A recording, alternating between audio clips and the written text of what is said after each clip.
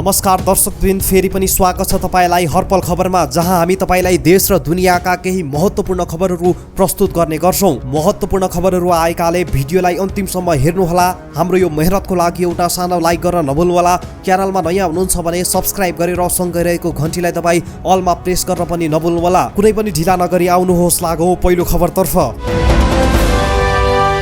नेपालमा COVID-19 corona भाइरसको थप नयाँ भेरिएन्ट पत्ता लागेको छ। स्वास्थ्य तथा जनसङ्ख्या मन्त्रालयले विज्ञप्ति निकालेर नेपालमा कोरोना भाइरसको थप नयाँ भेरिएन्ट पत्ता लागेको जानकारी गराएको हो। यो सँगै नेपालमा अहिलेसम्म कोरोनाका 3 किसिमको भेरिएन्ट पुष्टि भएको मन्त्रालयका सहप्रवक्ता डाक्टर समीर कुमार अधिकारीले जानकारी दिएका छन्। मन्त्रालयका अनुसार गएको हप्ता देशका विभिन्न ठाउँबाट 35 नमुना सङ्कलन गरेर जिन सिक्वेन्सिङ गरिएको थियो। भारतको ल्याबमा गरिएको जिन सिक्वेन्सिङको मङ्गलबार प्राप्त नतिजा अनुसार 97% अर्थात् 34वटा नमुनामा 21617 र 3% अर्थात् एउटा नमुनामा 21617 पुष्टि भएको छ। यो दुवै भेरिएन्ट भारतमा पहिलो पटक भेटिएको थियो। विश्व स्वास्थ्य सङ्गठनले सन् 2021 मे 10 मा यो नयाँ भेरिएन्टलाई विश्वव्यापी भेरिएन्ट अफ कन्सर्न भनी घोषणा समेत गरिसकेको विज्ञप्तिमा भनिएको छ। यो नयाँ भाइरसले सबै उमेर समूहमा धेरै सङ्क्रामक र जोखिमपूर्ण रहेको अध्ययनले पुष्टि गरेको समेत मन्त्रालयले विज्ञप्तिमा जनाएको छ। नयाँ भेरिएन्ट पुष्टि भएसँगै अब थप स्वास्थ्य मापदण्डमा कडाई गर्नुपर्ने भएको र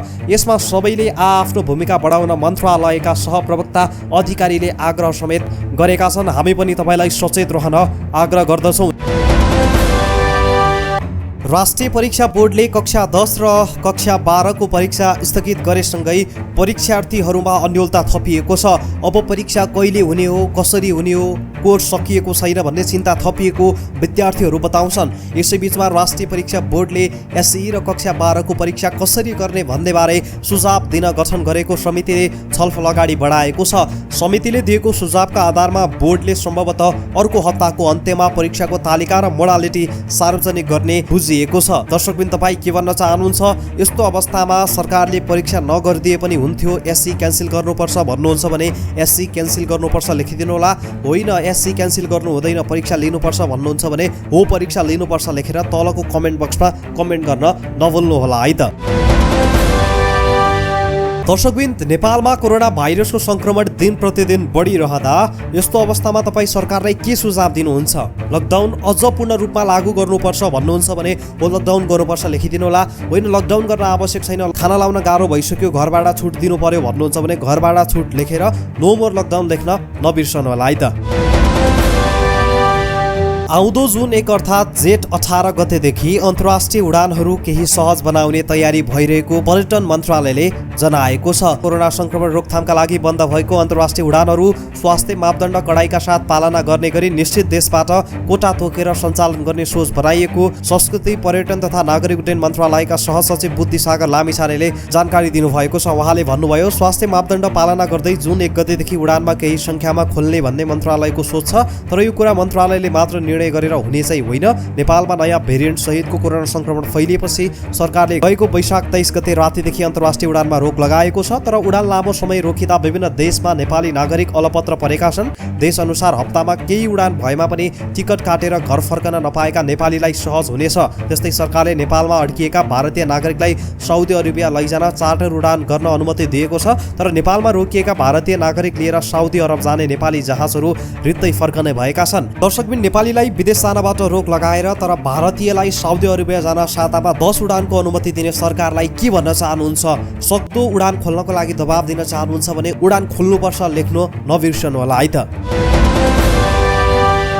निषेधाज्ञाको समयमा बैङ्कहरूले जरिवाना लिन नपाउने भएका छन्। नेपाल राष्ट्र बैङ्कले निषेधाज्ञा अवधिभर ग्राहकबाट कर्जा असुली गर्दा जरिवाना नलिन बैङ्क तथा वित्तीय संस्थालाई निर्देशन दिएको हो। राष्ट्र बैङ्कले निषेधाज्ञाको बेला ऋणीसँग जरिवाना नलिन निर्देशन दिएको हो। त्यस्तै राष्ट्र बैङ्कले निषेधाज्ञा सकिएको 1 महिनासम्म लिलामी प्रक्रिया समेत अघि नबढाउन बैङ्क तथा वित्तीय संस्थालाई निर्देशन दिएको छ। निषेधाज्ञा अवधि र निषेधाज्ञा सकिएको 1 महिनासम्म बैङ्क तथा वित्तीय संस्थाले कुनै पनि प्रकारको असुली सम्बन्धी सूचना वा लिलामी सम्बन्धी सूचना जारी गर्न नपाउने व्यवस्था मिलाइएको राष्ट्र बैंकका प्रवक्ता देवकुमार ढकालले बताएका छन्। त्यस्तै नेपालमा अहिले सञ्चालनमा रहेका स्वास्थ्य सेवा प्रदायक संस्था, अस्पताल र उद्योगलाई लिक्विड अक्सिजन प्लान्ट वा अक्सिजन प्लान्ट स्थापना गर्ने प्रयोजनका लागि कर्जा माग भएमा बैंक तथा वित्तीय संस्थाले आधार दरमा नै उपलब्ध गराउने व्यवस्था मिलाइने राष्ट्र बैंकले जनाएको छ। खुसी थपिएको छ। निषेधाज्ञा अवधिभर बैंकले जरिवाना लिन नपाउने भएका छन्। सरकारको यो निर्णय राम्रो हो भन्नुहुन्छ भने धन्यवाद सरकार लेखेर तलको कमेन्ट बक्समा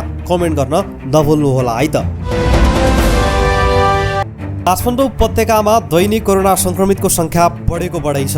अस्पतालमा अक्सिजन अभाव हुँदा सिकिस्त बिरामीको उपचारमा कठिनाइ भएको खबरहरू आएका छन्। यसैबीच काठमाडौँका 7 ठुला अस्पताललाई अक्सिजन अभावका कारण कोरोना संक्रमितको उपचार गर्न नसक्ने अवस्था छ कि छैन भनेर हामीले सोधेका थियौँ। यसैबीचमा टेकको स्थित शुक्रराज ट्रपिकल तथा सरुवा रोग अस्पतालले अक्सिजन अभावका कारण बिरामी फर्काउन नपरेको जनाएको छ। अस्पतालका निर्देशक डाक्टर सागरराज भण्डारीले बरु बेड नहुँदा बिरामीलाई बरन्डा र भुइँमै राखेर उपचार गरिएको तर अक्सिजन भएन भनेर नफर्काइएको जानकारी दिएका छन्। त्यस्तै त्रिवी शिक्षण अस्पतालले पनि बेड वा अक्सिजन अभावका कारण सिकिस्त बिरामीलाई भर्ना नगरी फर्काउने नगरिएको जानकारी दिएको छ। त्यस्तै यता वीर अस्पतालले पनि अक्सिजन अपर्याप्त भए पनि बिरामीको व्यवस्थापन गरिरहेको जनाएको छ। अस्पतालकी निमित्त निर्देशक शान्ता सापकोटाले भन्छिन्, हामीलाई अझै अक्सिजन कम छ, बाहिरबाट 200 सिलिन्डर आउने भए पनि अहिलेलाई ठिक हुन्थ्यो, तर अलिकति कम भयो, अब भएको अक्सिजनलाई व्यवस्थापन गरेर चलाएका छौँ उनले भनिन्। त्यस्तै पाटन अस्पतालले पनि बिरामीको चाप बढी भए पनि कुनै बिरामीलाई उपचार नगरी फर्काउने नगरिएको जनाएको छ। यसरी अस्पतालका यी 4 ठुला अस्पतालले कोरोना संक्रमितलाई उपचार नगरी गेटबाटै फर्काउँदैनौँ भन्ने प्रतिबद्धता व्यक्त गरेका छन्। काठमाडौँ उपत्यका लगायत देशको विभिन्न भूभागमा बिहानैदेखि हल्कादेखि मध्यम खालको वर्षा भइरहेको छ। अरब सागरमा विकसित भएको ताउते चक्रवात सामुद्रिक आँधीको प्रभावले काठमाडौँको मौसममा बदली भई वर्षा भइरहेको जल तथा मौसम पूर्वानुमान महाशाखाले जनाएको छ। महाशाखाले दिएको सूचना अनुसार चक्रवातको कारणले नेपालका सुदूरपश्चिम कर्णाली, गण्डकी र लुम्बिनी प्रदेशमा भारी वर्षाको सम्भावना रहेको छ। देशभर सामान्यदेखि पूर्ण बदली भइरहेको मौसमविदहरूले बताएका छन्। कर्णाली प्रदेश, सुदूरपश्चिम प्रदेश, गण्डकी प्रदेश र लुम्बिनी प्रदेशका र बाँकी प्रदेशको पहाडी भूभागमा केही स्थानमा मेघगर्जन र चट्याङ सहित हल्कादेखि मध्यम वर्षाको सम्भावना रहेको छ। त्यस्तै ताउते चक्रवात सामुद्रिक आँधीको प्रभावले नेपालको विशेष गरी पश्चिमी भूभागमा हुने वर्षाका कारण सुदूरपश्चिम कर्णाली, लुम्बिनी, गण्डकी प्रदेशका पहाडी भूभाग भई बग्ने साना नदीमा बहाव बढ्ने बाढी पूर्वानुमान महाशाखाले जनाएको छ। काठमाडौँ लगायत विभिन्न ठाउँमा वर्षा भइरहेको छ भने बाढीको चेतावनी समेत बाढी पूर्वानुमान महाशाखाले जनाएको छ।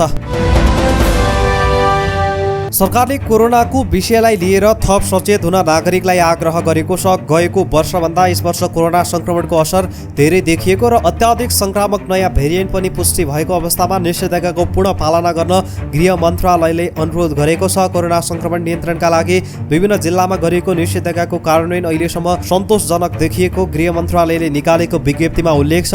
गृह मन्त्रालयका प्रवक्ता जनकराज दाहालले आदेशको प्रभावकारी कार्यान्वयन र असहज परिस्थितिलाई सहज तथा सामान्य बनाउन अझै आवश्यक रहेकाले थप सचेत हुन आग्रह गर्नुभएको छ। अहिलेसम्म 4 जिल्लामा आंशिक सहित देशका 74 जिल्लामा निषेधाज्ञा लागू भएको छ। मनाङ, खोटाङ र तेह्रथुममा निषेधाज्ञा छैन। अत्यावश्यक सेवा प्रवाहका लागि आवश्यकता अनुसार गाडी सञ्चालन गरिएको र आवश्यक अक्सिजन आपूर्ति सकेसम्म सहज बनाइएको प्रवक्ता दाहालले निकालेको विज्ञप्तिमा उल्लेख छ। मन्त्रालयका अनुसार निषेधाज्ञा अवज्ञा गरी मास्क नलगाई हिँड्ने 21,942 जनालाई जरिवाना गरिएको छ। त्यस्तै सचेतनामूलक कार्यक्रम मार्फत 4,37,000 बढीमा मास्क वितरण गरिएको छ। सर्वोच्च अदालतले मास्क नलगाएका कारण नागरिकलाई होल्डिङ सेन्टरमा नराख्न र जरिवाना नतिराउन अन्तरिम आदेश जारी गरेपछि प्रशासन र प्रहरीलाई अन्योलता परेको छ। हालसम्म प्रहरीले मास्क नलगाई हिँड्ने व्यक्तिलाई होल्डिङ सेन्टरमा राख्ने र जरिवाना तिराउने गर्दै आएको थियो। सर्वोच्च अदालतका न्यायाधीश दीपक कुमार कार्कीले एकल इजलासले मास्क नलगाउनेलाई होल्डिङ सेन्टरमा नराख्न र जरिवाना नतिराउन अन्तरिम आदेश जारी गरेको थियो। तर अब होल्ड र जरिवाना लिन नपाउने भएपछि निषेधाज्ञाको उल्लङ्घन बढ्न सक्ने सम्भावना बढेको सुरक्षा अधिकारीहरू बताउँछन्। नेपाल वायु सेवा निगमले संस्कृति पर्यटन तथा नागरिक उड्डयन मन्त्रालयको निर्देशन र नेपाल नागरिक उड्डयन प्राधिकरण क्यानसँगको सहकार्यपछि उडान भर्ने सम्बन्धी मुलुकको उडान अनुमतिमा उद्धार, मेडिकल तथा चार्टर उडान गरिरहेको छ। सोही क्रममा निगमले मे 22 तारिकमा सिङ्गापुरबाट स्वास्थ्य सामग्री ल्याउने निगमले जनाएको छ। सिङ्गापुर स्थित टेमसेक फाउन्डेसनको सहयोगमा प्राप्त स्वास्थ्य सामग्री ल्याउन निगमले अर्थ, परराष्ट्र तथा तालुक पर्यटन मन्त्रालयको निर्देशनमा मे 22मा कल साइन आरए 4153 उडानको जहाजबाट बिहान 8 बजे उडान भर्ने र कल साइन आरए 4254 बाट सोही दिन साँझ 6:10 बजे काठमाडौँ स्वास्थ्य सामग्री ल्याउनेछ। संक्रमण तीव्र गतिमा फैलने र वैज्ञानिकहरूले घातक पनि हुन सक्ने बताएको कोरोना भाइरसका नयाँ भेरिएन्ट नेपालमा फैलिसकेको पुष्टि भएको छ।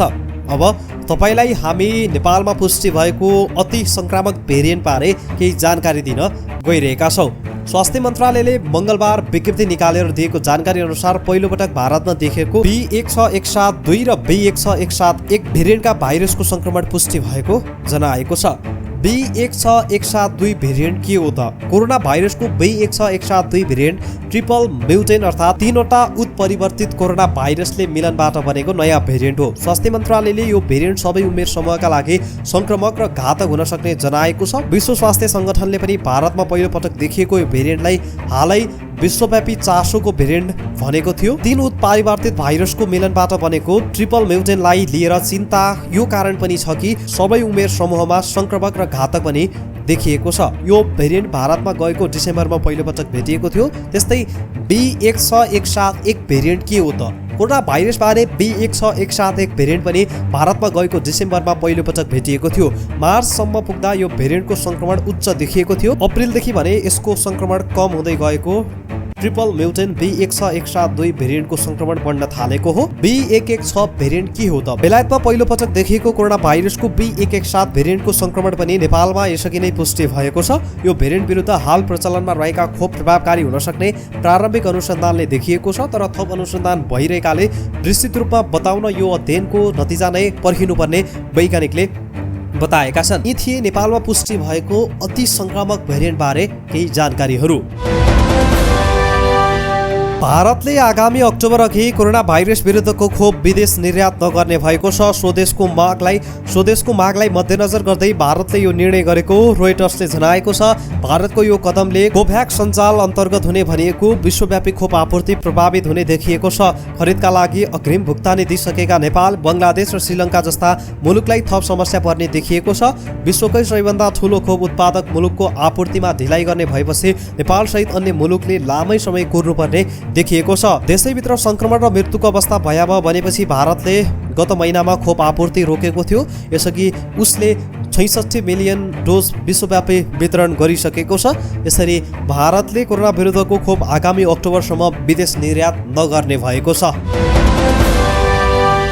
सुन चाँदीको भाउ आज घटेको छ। हिजो एकै दिन 600 रुपियाँले बढेको तोलामा 93,400 रुपियाँमा कारोबार भएको सुनको भाउ आज तोलामा 100 रुपियाँ घटेको हो। सुनको भाउ आज तोलाको 93,300 रुपियाँ कायम भएको नेपाल सुनचाँदी व्यवसायी महासङ्घले जनाएको छ। त्यस्तै चाँदीको भाउ पनि आज घटेको छ। हिजो तोलामा 35 रुपियाँ बढेर 1390 रुपियाँमा कारोबार भएको चाँदी आज तोलामा 20 रुपियाँ घटेर 1370 रुपियाँमा झरेको महासङ्घले जनाएको छ। स्वास्थ्य तथा जनसङ्ख्या मन्त्रालयले स्वास्थ्य मापदण्ड पूरा नगरी जथाभावी आइसोलेसन सेन्टर नखोल्न सबैलाई आग्रह गरेको छ। कोभिड-19 संक्रमणका बिरामीको संख्या बढेसँगै विभिन्न सङ्घ संस्थाले आइसोलेसन सेन्टर खोल्ने क्रम बढेको भन्दै मन्त्रालयले स्वास्थ्य मापदण्ड बिनामा आइसोलेसन केन्द्र घातक हुने चेतावनी दिएको छ। ठुलो हल वा कोठामा बेड ओढ्ने ओछ्याउने अक्सिजन सिलिन्डर लगायतका सामग्री राखेर आइसोलेसन सेन्टर खोल्ने होडबाजी जस्तै नै चल्न थालेपछि मन्त्रालयले जथाभावी आइसोलेसन सेन्टर नखोल्न सचेत गराएको हो। न्युज एजेन्सी नेपालसँग कुरा गर्दै स्वास्थ्य तथा जनसङ्ख्या मन्त्रालयका सहप्रवक्ता डाक्टर समीर अधिकारीले आइसोलेसन सेन्टर खोल्दै गर्दा अत्यावश्यक स्वास्थ्यकर्मी उपचारमा चाहिने उपकरण, औषधि र क्रिटिकल केयरका लागि लैजाने अस्पतालको समन्वयन, प्रत्यक्ष निगरानी लगायत सुनिश्चित गर्न सुझाव दिएका छन्। अहिले नेपालमा आइसोलेसन सेन्टर खोल्ने होडबाजी चलिरहँदा स्वास्थ्य मापदण्ड पूरा नगरे घातक हुन सक्छ भन्दै स्वास्थ्य मन्त्रालयले अपील गरेको छ। कोरोना भाइरस संक्रमणको कारण भारतमा अहिलेसम्मकै धेरैजनाको मृत्यु भएको छ। पछिल्लो 24 घण्टामा 4,529 जनाको मृत्यु भएको छ। दैनिक मृत्यु हुने संख्यामा भारतले अमेरिकालाई समेत उछिनेको छ। संक्रमण दर घटे भने भारतमा मृत्यु हुनेको संख्या कमी आएको छैन। थप 2,67,334 जनामा संक्रमण पुष्टि भएको छ भने 3,89,851 जना डिस्चार्ज भएका छन्। दर्शकबिन, यिनै थिए आजका केही ठुला अनि महत्त्वपूर्ण खबरहरू। भोलि यही समयमा पुनः मुख्य समाचारका साथ उपस्थित हुनेछौँ। आजको लागि हामीलाई बिदा दिनुहोस्। हस्त नमस्ते।